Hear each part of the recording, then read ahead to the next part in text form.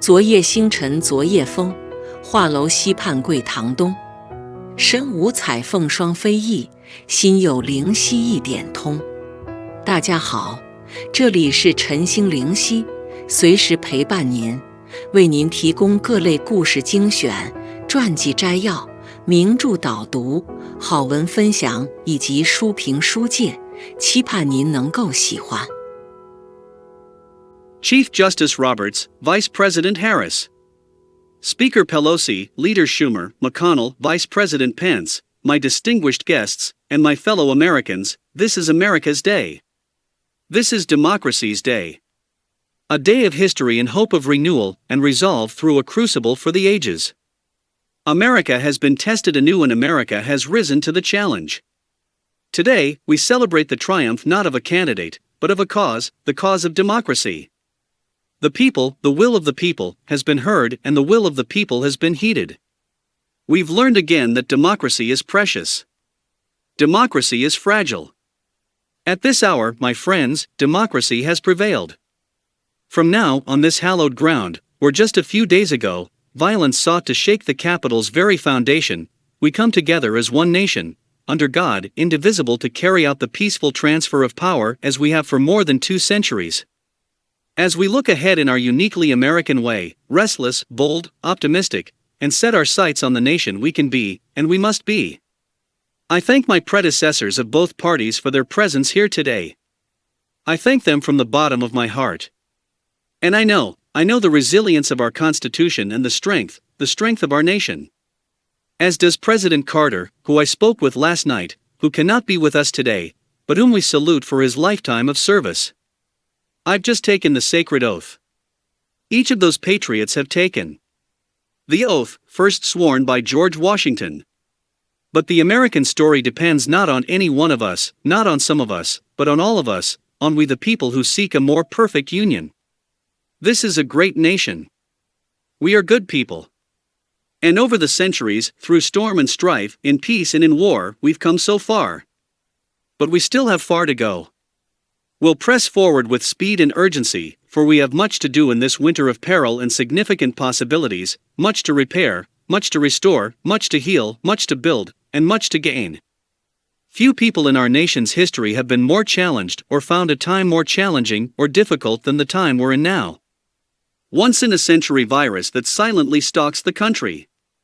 It's taken as many lives in 1 year as America lost in all of World War II. Millions of jobs have been lost. Hundreds of thousands of businesses closed. A cry for racial justice, some 400 years in the making, moves us. The dream of justice for all will be deferred no longer. The cry for survival comes from planet itself, a cry that can't be any more desperate or any more clear. And now a rise of political extremism, white supremacy, domestic terrorism that we must confront and we will defeat. To overcome these challenges, to restore the soul and secure the future of America requires so much more than words. It requires the most elusive of all things in a democracy, unity, unity. In another January, on New Year's Day in 1863, Abraham Lincoln signed the Emancipation Proclamation.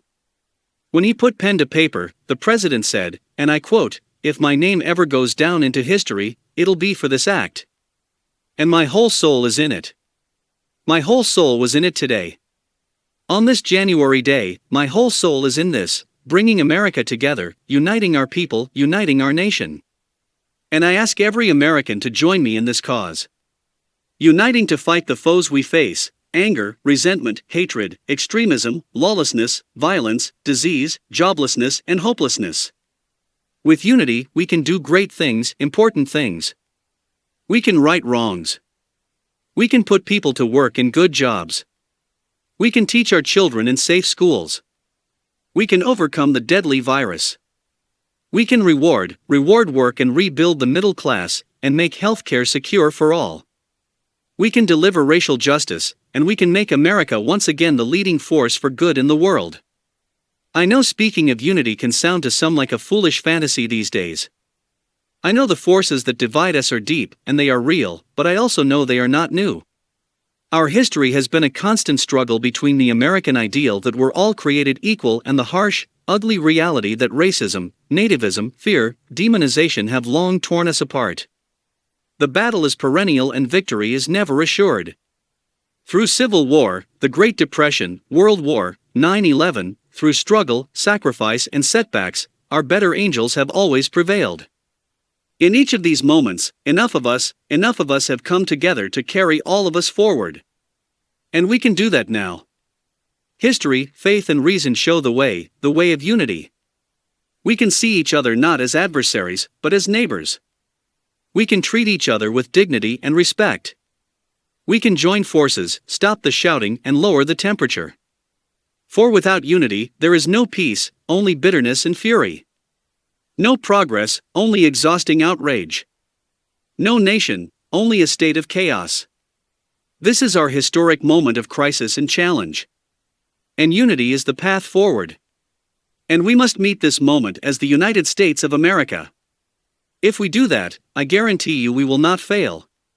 We have never, ever failed in America when we've acted together. And so today at this time in this place, let's start afresh, all of us. Let's begin to listen to one another again. Hear one another, see one another, show respect to one another. Politics doesn't have to be a raging fire, destroying everything in its path. Every disagreement doesn't have to be a cause for total war. And we must reject the culture in which facts themselves are manipulated and even manufactured. My fellow Americans, we have to be different than this. America has to be better than this. And I believe America is so much better than this. Just look around. Here we stand in the shadow of the Capitol Dome, as was mentioned earlier, completed amid the Civil War, when the Union itself was literally hanging in the balance. Yet we endured, we prevailed. Here we stand looking out in the great mall where Dr. King spoke of his dream. Here we stand, where 108 years ago, at another inaugural, thousands of protesters tried to block brave women marching for the right to vote. And today we marked the swearing-in of the first woman in American history elected to national office, Vice President Kamala Harris. Don't tell me things can't change.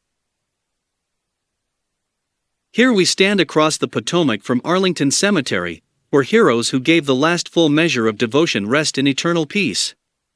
And here we stand just days after a riotous mob thought they could use violence to silence the will of the people, to stop the work of our democracy, to drive us from this sacred ground. It did not happen. It will never happen. Not today, not tomorrow, not ever. Not ever.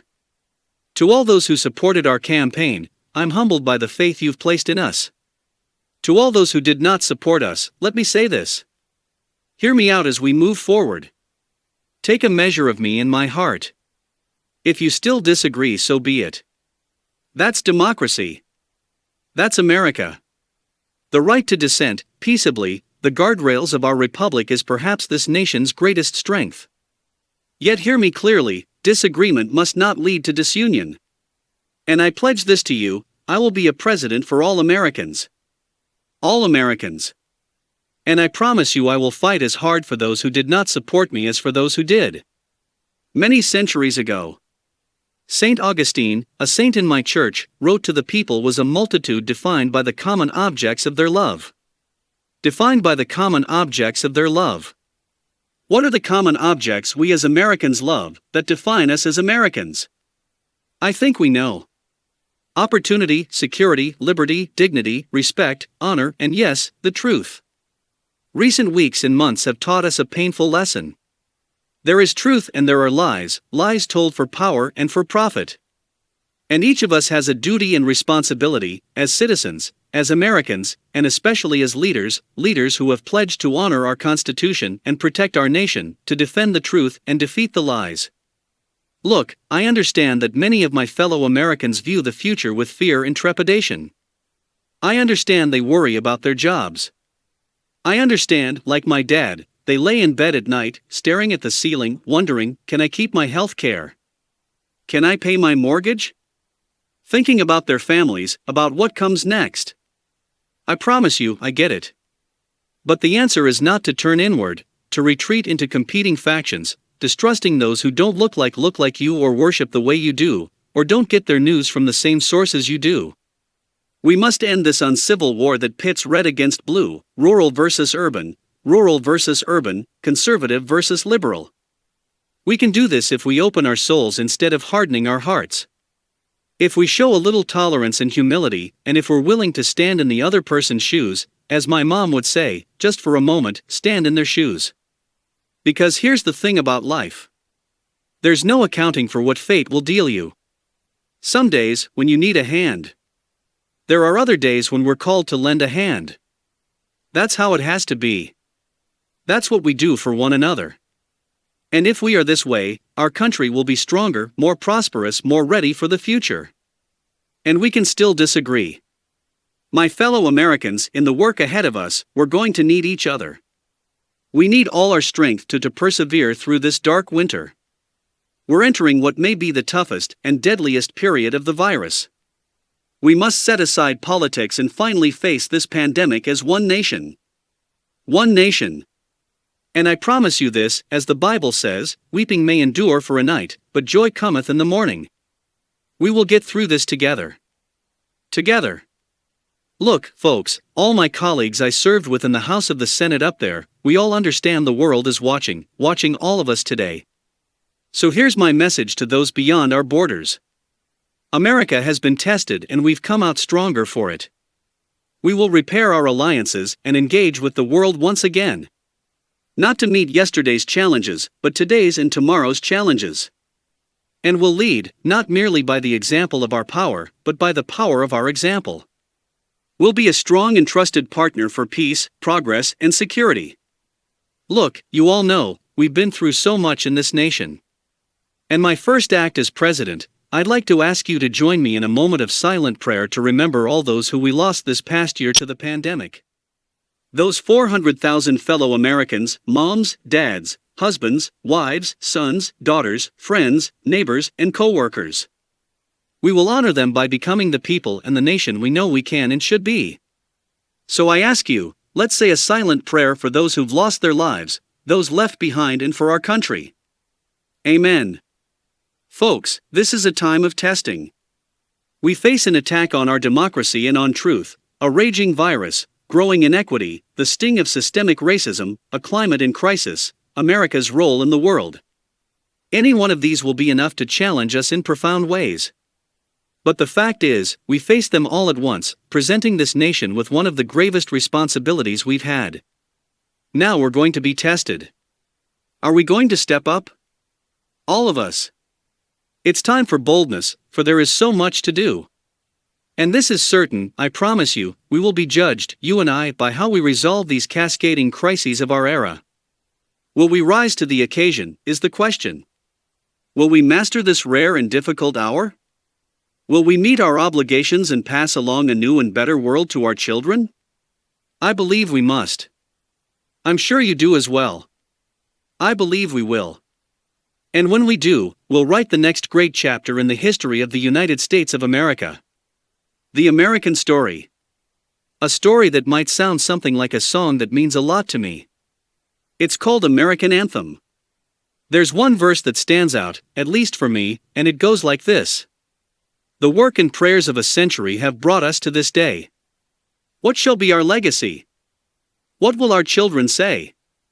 Let me know in my heart when my days are through. America, America, I gave my best to you. Let us add our own work and prayers to the unfolding story of our great nation.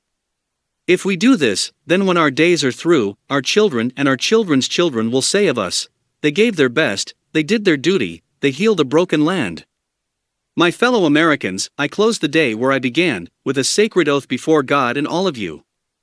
I give you my word, I will always level with you. I will defend the Constitution. I'll defend our democracy. I'll defend America, and I will give all of you. Keep everything I do in your service, thinking not of power, but of possibilities, not of personal interest, but the public good. And together we shall write an American story of hope, not fear. Of unity, not division. Of light, not darkness. A story of decency and dignity, love and healing, greatness and goodness. May this be the story that guides us. The story that inspires us and the story that tells ages yet to come that we answered the call of history. We met the moment. Democracy and hope, truth and justice did not die on our watch, but thrived. That America secured liberty at home and stood once again as a beacon to the world. That is what we owe our forebearers, one another, and generations to follow. So, with purpose and resolve, we turn to those tasks of our time. Sustained by faith, driven by conviction, devoted to one another and the country we love with all our hearts. May God bless America and may God protect our troops. Thank you, America. 今天分享到这里，如果你也喜欢这篇文章，并且让你有所感触，希望你能够分享给你的朋友以及身边的人，好让我们一起在乐听中共同成长。